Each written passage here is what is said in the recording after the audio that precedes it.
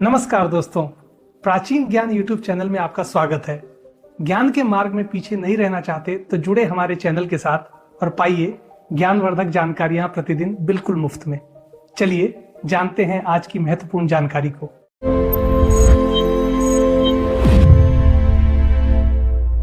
दोस्तों, भारतवर्ष की पुण्य भूमि, जहां की वायु में वेद मंत्रों का नाद है, जहां की माटी में ऋषियों का तप घुला है, वहां प्रकृति मात्र पेड़, पौधे और पशुओं का समूह नहीं है, अपितु वह स्वयं परमात्मा का एक सजीव स्वरूप है। यहां हर वृक्ष एक कहानी कहता है, हर पत्ता एक रहस्य संजोए है। इन्हीं में एक वृक्ष है पलाश, जिसे हम सामान्यतः टेसू या ढाक के नाम से जानते हैं। जब वसंत का आगमन होता है, तब यह वृक्ष अपने लाल पुष्पों से ऐसा सुसज्जित हो जाता है मानो पूरे वन में अग्नि प्रज्वलित हो उठी हो। इसी कारण इसे वन की ज्वाला कहा गया है। यह लाल पलाश तो सर्वत्र सुलभ है, किंतु इसी पलाश वृक्ष की एक प्रजाति ऐसी भी है जो अत्यंत दुर्लभ, रहस्यमयी और दिव्य गुणों से परिपूर्ण मानी गई है। यह है श्वेत पलाश, अर्थात सफेद फूलों वाला पलाश। सफेद पलाश को खोजना किसी गुप्त निधि को पाने से कम नहीं है। यह सामान्य दृष्टि से ओझल रहता है। ऐसा माना जाता है कि यह वृक्ष केवल उन्हें ही दृष्टिगोचर होता है जिन पर किसी देवी देवता की विशेष कृपा हो या जो किसी महान पुण्य के भागी हों। इस श्वेत पलाश की उत्पत्ति की कथा भी उतनी ही अलौकिक और अद्भुत है जितनी कि स्वयं इसकी प्रकृति। इसकी उत्पत्ति की अनेक कथाएं प्राचीन ग्रंथों, लोकगाथाओं और साधु संतों की वाणियों में बिखरी पड़ी हैं।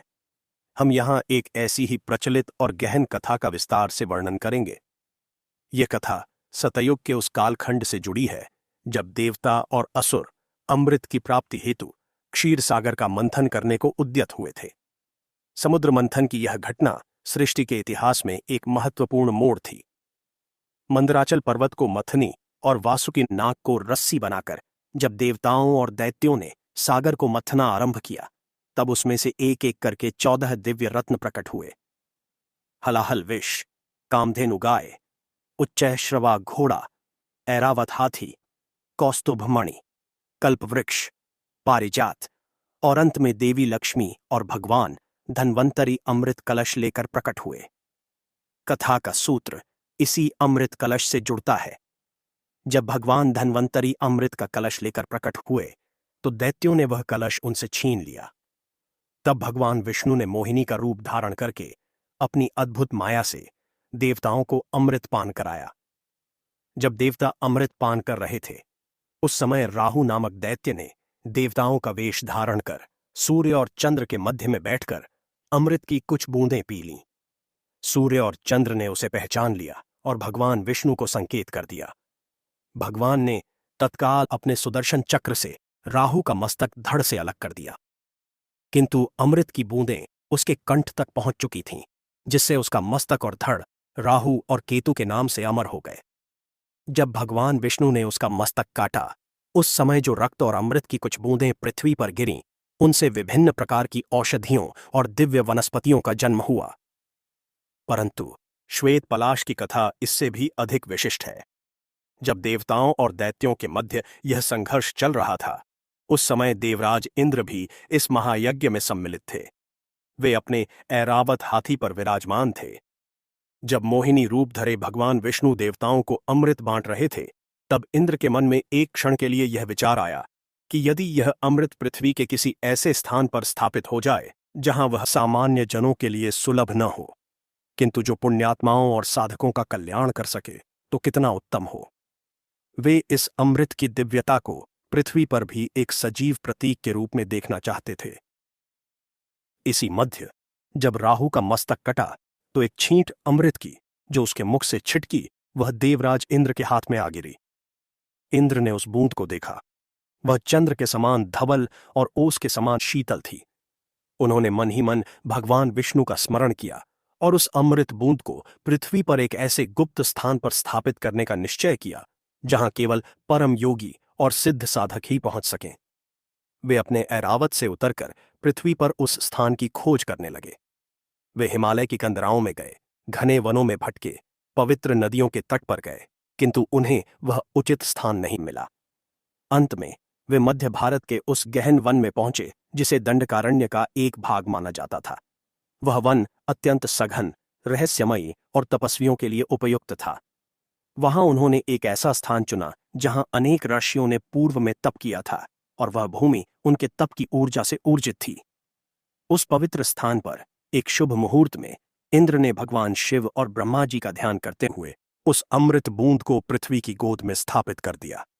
उन्होंने प्रार्थना की, हे अमृत देव, आप इस पृथ्वी पर एक ऐसे वृक्ष के रूप में प्रकट हों जो अपनी दिव्यता से साधकों का मार्ग प्रशस्त करे, जो अपनी शुद्धता से वातावरण को पवित्र करे और जिसके पुष्पों का रंग किसी भी सांसारिक लालसा से परे परम ब्रह्म के निर्गुण स्वरूप के समान अर्थात श्वेत हो।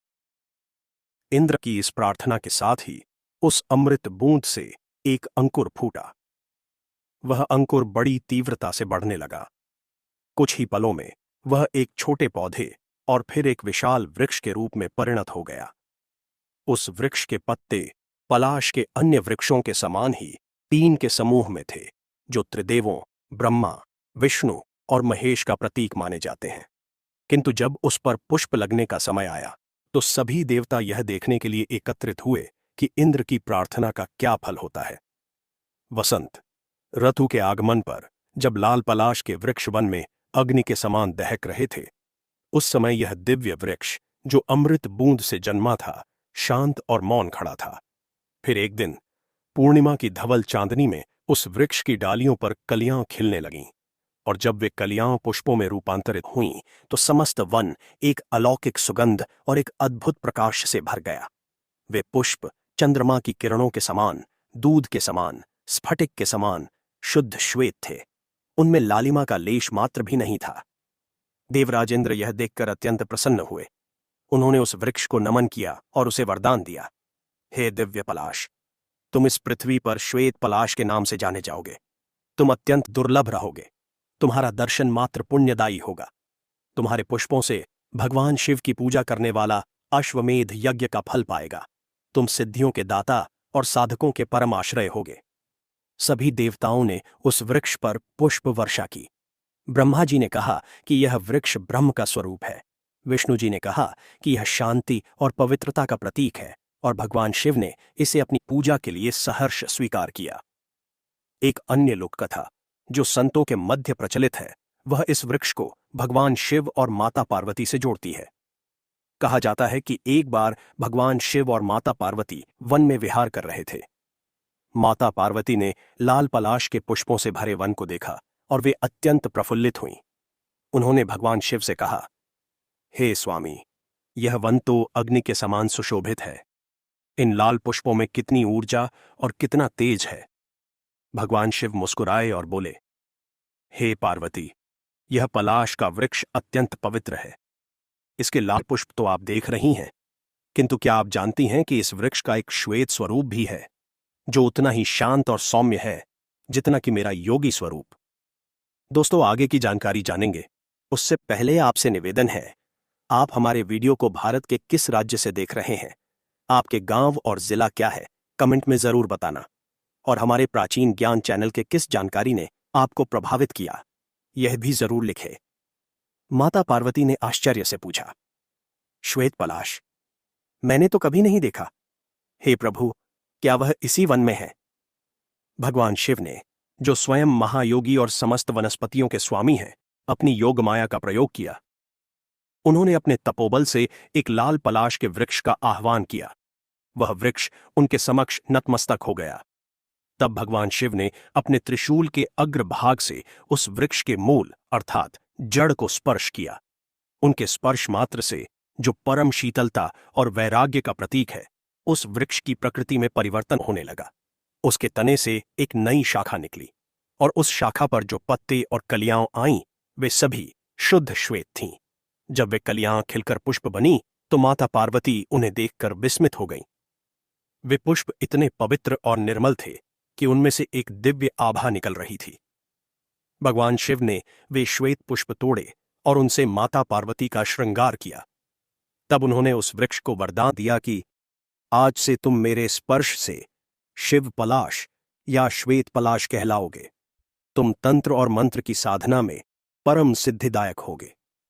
जो साधक मेरे निर्गुण निराकार स्वरूप की उपासना करेंगे, तुम उनके लिए कल्प वृक्ष के समान होगे। इस प्रकार चाहे वह समुद्र मंथन के अमृत से जन्मा हो या भगवान शिव के तपोबल से, श्वेत पलाश का यह वृक्ष अपनी उत्पत्ति से ही दिव्यता, पवित्रता और अलौकिक शक्तियों का केंद्र बन गया। यह सामान्य वृक्ष न होकर एक सिद्ध वृक्ष, एक दिव्य औषधि और साधकों का परम लक्ष्य माना जाने लगा। इसकी दुर्लभता ही इस बात का प्रमाण है कि यह पृथ्वी की साधारण वस्तु नहीं, अपितु स्वर्ग का एक अंश है जो पृथ्वी पर गुप्त रूप से विद्यमान है। वायु गमन सिद्धि और श्वेत पलाश का रहस्य। सफेद पलाश की दिव्यता केवल उसकी उत्पत्ति कथा तक सीमित नहीं है। इसका वास्तविक महत्व तो इसकी उन अलौकिक शक्तियों में निहित है जिनकी चर्चा सिद्धों, योगियों और तांत्रिक साधकों के मध्य युगों युगों से होती आ रही है। प्राचीन भारतीय ज्ञान, जिसमें आयुर्वेद, तंत्र शास्त्र और योग शास्त्र सम्मिलित हैं, इस वृक्ष को कई असाधारण सिद्धियों का दाता मानता है। इन्हीं सिद्धियों में से एक, जो सबसे अधिक विस्मयकारी और रहस्यमयी है, वह है वायुगमन सिद्धि। वायुगमन सिद्धि, जैसा कि नाम से ही स्पष्ट है, हवा में या वायु के वेग से एक स्थान से दूसरे स्थान तक गमन करने की अर्थात जाने की क्षमता है। यह अष्ट सिद्धियों में वर्णित लघिमा सिद्धि का ही एक स्वरूप है, जिसमें साधक अपने शरीर को इतना हल्का कर लेता है कि वह वायु में तैर सकता है या अत्यंत तीव्र गति से कहीं भी आ जा सकता है। यह एक ऐसी सिद्धि है जिसकी कल्पना मात्र से ही साधारण मनुष्य का मस्तिष्क चकरा जाता है। पृथ्वी और स्वर्ग के मध्य की दूरी, जिसे तय करने में देवताओं को भी पलक झपकने का समय लगता है, उस दूरी को एक साधारण मनुष्य का शरीर कैसे पार कर सकता है? किंतु तंत्र शास्त्र और प्राचीन आध्यात्मिक मान्यताएं इस पर गहन विश्वास रखती हैं। उनका मानना है कि श्वेत पलाश के वृक्ष में यह अद्भुत क्षमता विद्यमान है। ऐसी मान्यता है जो सहस्रों वर्षों से साधकों के बीच एक गुप्त ज्ञान के रूप में प्रवाहित होती रही है कि यदि कोई सिद्ध साधक श्वेत पलाश की एक विशेष जड़ को प्राप्त कर उसे अपने मुख में धारण कर ले, तो वह अपने स्थूल शरीर के साथ मात्र 5 मिनट के भीतर पृथ्वी लोक से स्वर्ग लोक तक की यात्रा पैदल ही पूरी कर सकता है।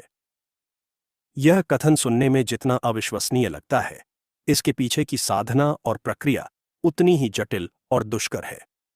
यह कोई ऐसी वस्तु नहीं है जो किसी भी व्यक्ति को सड़क पर पड़ी मिल जाए और वह उसका प्रयोग कर ले। यह एक संपूर्ण आध्यात्मिक और तांत्रिक प्रक्रिया है, जिसमें साधक को अपने तन, मन और आत्मा को परम शुद्धता के उस स्तर तक ले जाना होता है जहां स्थूल और सूक्ष्म जगत का भेद मिटने लगता है। इस सिद्धि को प्राप्त करने की एक विस्तृत और अत्यंत गोपनीय विधि का वर्णन, जो गुरु शिष्य परंपरा में ही दी जाती है, कुछ इस प्रकार है। 1. श्वेत पलाश की खोज। इस साधना का प्रथम चरण है उस दिव्य श्वेत पलाश के वृक्ष को खोजना। जैसा कि पहले ही वर्णित है, यह वृक्ष सामान्यतः दिखाई नहीं देता।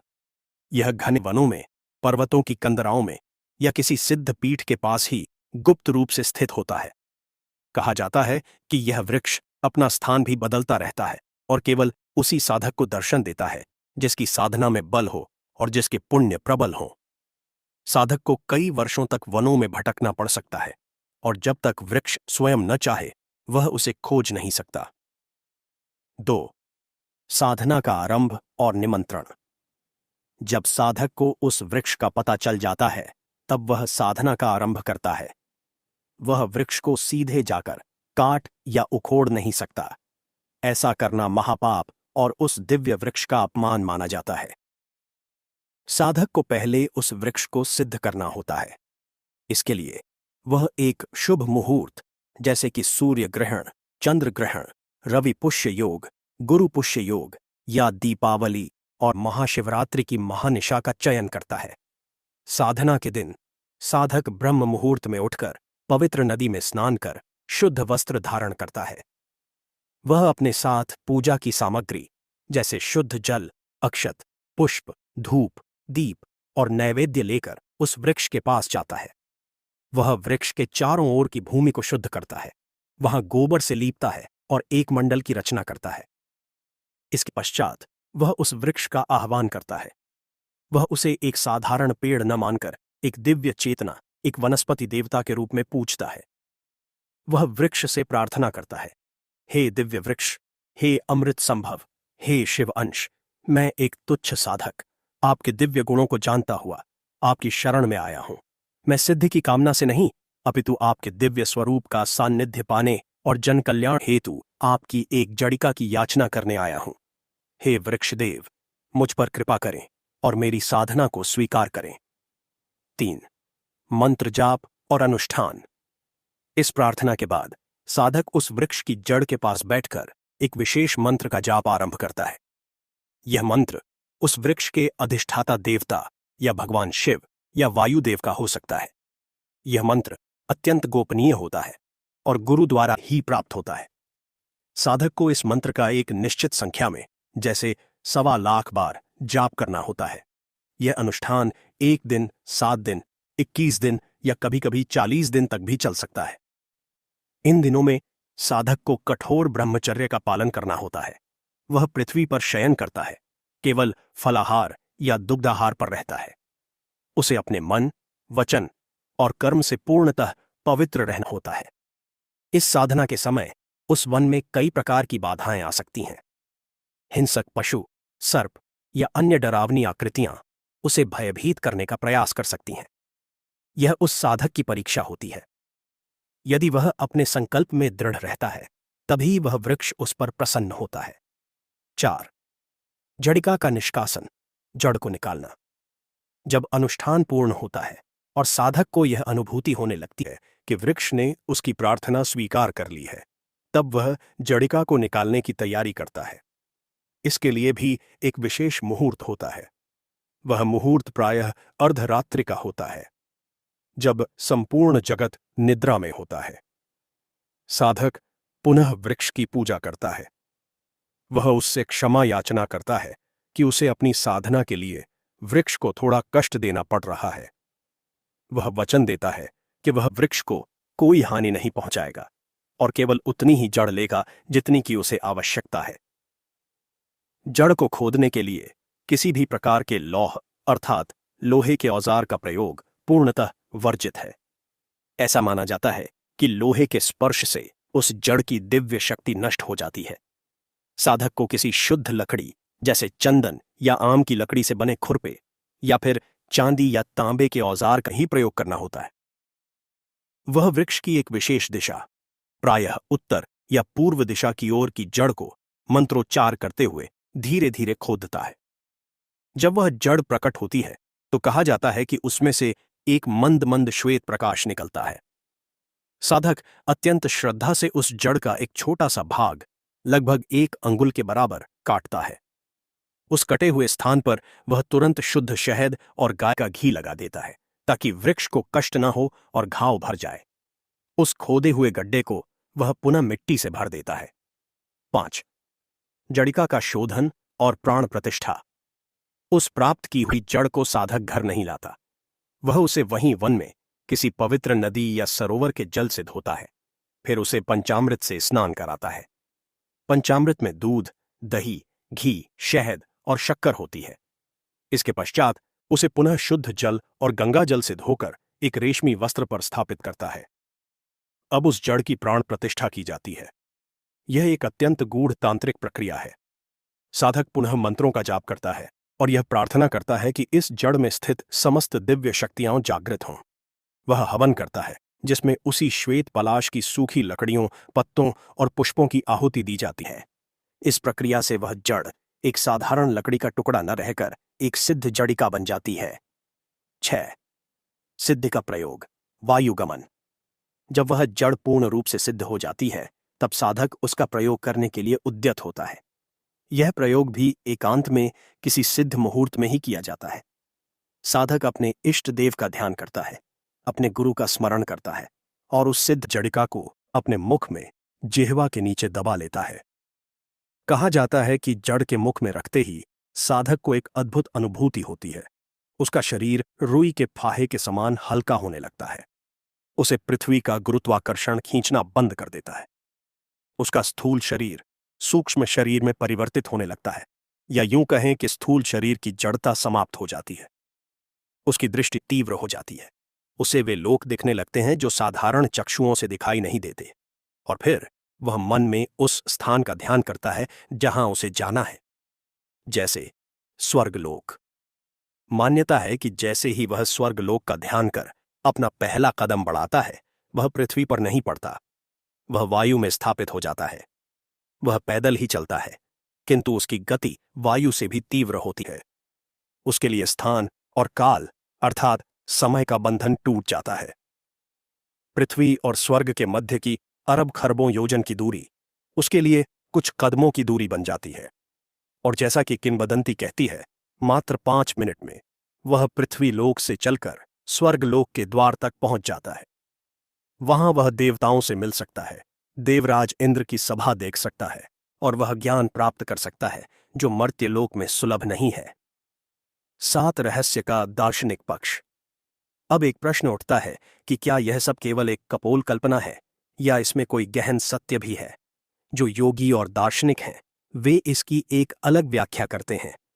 वे कहते हैं कि श्वेत पलाश की जड़ वास्तव में हमारी कुंडलिनी शक्ति का प्रतीक है, जो मूलाधार चक्र में जड़ के समान गुप्त पड़ी है। श्वेत रंग उसकी परम शुद्धता और सात्विकता का प्रतीक है। साधना का अर्थ है यम, नियम, आसन, प्राणायाम, प्रत्याहार और धारणा का अभ्यास। इन अभ्यासों से जब वह कुंडलिनी शक्ति जागृत होती है तो वह साधक के शरीर में स्थित 6 चक्रों का भेदन करती हुई सहस्रार चक्र तक पहुंचती है। सहस्रार चक्र ही स्वर्ग लोक है जहां परम शिव का वास है। मुख में जड़ रखना का अर्थ है उस शक्ति को अपनी जिह्वा अर्थात अपनी वाणी और अपने नियंत्रण में ले लेना। 5 मिनट की अवधि 5 इंद्रियों पर विजय प्राप्त करने का प्रतीक है। और पैदल चलना का अर्थ है बिना किसी बाहरी सहायता के केवल अपने आत्मबल और साधना के बल पर उस परम लक्ष्य को प्राप्त करना। इस दार्शनिक व्याख्या के अनुसार वायुगमन सिद्धि केवल भौतिक शरीर की यात्रा नहीं, अपितु चेतना की एक ऐसी ऊर्ध्व यात्रा है जहां साधक अपनी भौतिक सीमाओं को लांघकर परम चेतना से एकाकार हो जाता है।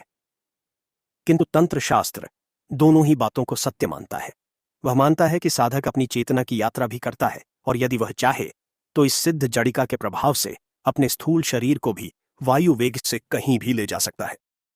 दोस्तों, ये थे आज के महत्वपूर्ण ज्ञानवर्धक जानकारी। दोस्तों, वीडियो को आगे शेयर करना न भूलना और चैनल को सब्सक्राइब कर हमारे सपोर्ट जरूर करें।